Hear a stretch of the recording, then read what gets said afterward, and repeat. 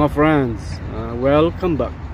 Naoya Inoue and Neri, mga kaibigan, is set to fight on May of this year, mga kaibigan. So, tapos na kanilang press con.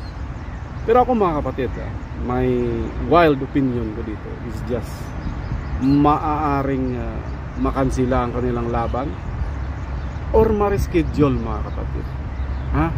Opinion ko lang yan, and pwedeng mangyari yan. Ano sa tingin nyo, mga kaibigan? Kasi sa tingin ko dyan, mga kapatid, sa tingin ko dyan, kapag itong si Neri ay kondisyon na kondisyon, like 210% ang kanyang kondisyon, at ang handa siya magiging undisputed at bawiin ang belt kay Naoya Inoue, malamang sa malamang at saka posible mga kaibigan, na ma-reschedule ang kanilang laban dahil mayroon na itong precedence.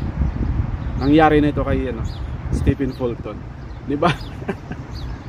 During that time, si Stephen Fulton, mga kaibigan, kondisyon na handa na siyang kunin at magiging undisputed sa division nila, mga kaibigan. Anong nangyari? Nagka-injury itong hapon, mga kaibigan. So ako dito, ang analysis ko dito is kapag makita nilang handang-handa si Neri, mga kaibigan. Kasi ito si Neri, walang walang pasubali ito. Walang kinakatakutan ito, mga kaibigan. At saka pinapatulog dito yung mga kababayan ni Naoya Inoue. Tandaan nyo, kapag nasa maximum ang training ni Neri, maaari na ma-reschedule ang kanilang laban. Just my opinion, pero posibleng mangyari. So anong gagawin natin?